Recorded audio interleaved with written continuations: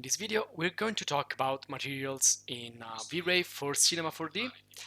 And in the previous video, we talked about how to create many different types of effects with the lights, artificial, and we saw how we can create realistic spotlight effects with the IS lights, and also how we can create some more fictional effects, taking inspiration from noir movies and other situations that are conceivable in real life. So this one here was to simulate windows blinders with the directional parameter in the rectangle light. So we saw also some Cinema 4D tool to do that. And here we have the spotlights that we usually use in interiors that will be more realistic if you use the IES effects. And also we saw how we can create a projector using a light. So how we can project an image or also a video on a scene on a wall. So this is another pretty interesting effect, which is kind of a middle ground between materials and lights, because we are starting to use images here. And this is how we can create with the emissive material or light material some neon sign effect, like an emissive text, and how we can turn basically anything into a light, and just with the application of the material. So we already started to talk a little bit about materials, but in this video we will concentrate on this topic. And also we saw how we can apply textures to the emissive channel and create like TV screens or emissive panels. And so we experimented a lot, and right now you can see that I have like a little bit of confusion because I turned on in this render here all the different lights, but I want to show you real quick the light mix. Again, we're going to talk about this later because this is kind of a post-production passage, so I'm going to show you this later, but just to show you here how it works, you can see that when you use light mix, you will have all the lights isolated into different channels. So here you can see that you can turn on and off all the lights, or you can go one by one and see, for example, isolated the self-illumination. Now don't worry about the noise in this render, it's just to show you real quick why light mix is so important. Just to finish the part concerning the lighting, then we will get back to this when we will talk about renders. And here you can increase or decrease the intensity and everything in post-production basically. So we don't need to re-render every time. The render is done, it's finished. Now we can turn on and off all the single lights. So we can work in different render elements.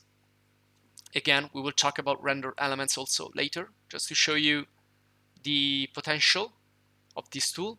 So don't worry, sometimes you can just fill your scene with a lot of lights and then come back here later and adjust everything, turn on and off, change the colors, change the intensity, try different combinations with different effects. There you go, this is just the windows blinders here. So it's really, really useful. And also, if you remember 3-point lighting system, you can use this also for that, and you can make as many adjustments as you want. So I think this is one of the best tools ever. There you go. Now I can set here different colors for this kind of light coming from outside. Is looking like a street lamp, or could become something like a neon, an external neon light, and anything else. So it's really amazing. And again, I'm gonna talk about that in the final part of the video course dedicated to renders. Now in this video, we will see how we can use V-Ray materials. So I have inserted some of the assets that you can also find in the Cinema 4D asset browser. By the way, if you want, you can check our Cinema 4D video course in the channel. And here I have placed, there you go, here you can search for different assets like smartphone. I've added headphones, and this is called award if you want the same models that I'm using. So I've added a laptop, and there I have a plant, but that's from the V-Ray Cosmos. And if you remember, we had troubles using materials with objects from the Cinema 4D asset browser. So you're gonna find out how to fix them. Well, just you need to recreate a V-Ray material. If you use Chaos Cosmos, you won't have that problem because these are perfectly made. So you can add here other objects from Cosmos and objects from asset browser. You can add from both. Also here I have placed a candle there in the background, which is gonna look great. And here I'm doing a first render so that we can see how the materials are behaving at the moment. So the plant there, that's from Cosmos, and it's looking good.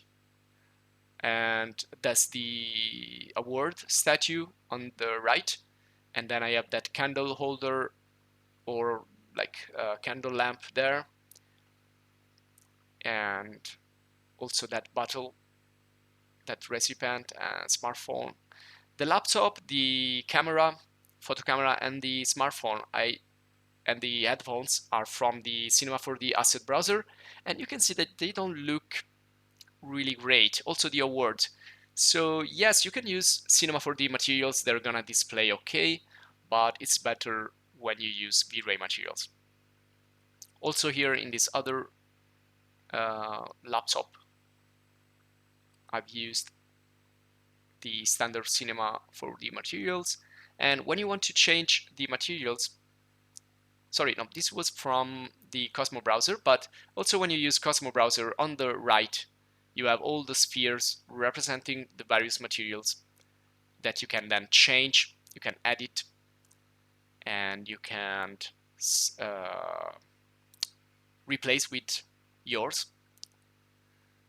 Okay, let me turn on some lights here in our 3-point light system photographics studio set. And okay, I just want to show you here that these are old materials. So when you import something from Cosmos or from asset browser, you're gonna bring also the materials with you. So this is an excellent starting point because it's kind of like you have already a library of different materials that you can use. So you have glasses, you have metals. So sometimes if you are lazy, you can just import a lot of stuff and then get your various materials from here and just adjust it a little bit. This is a metal which has blurred reflections, and this is like more chrome, and you also have plastic effects.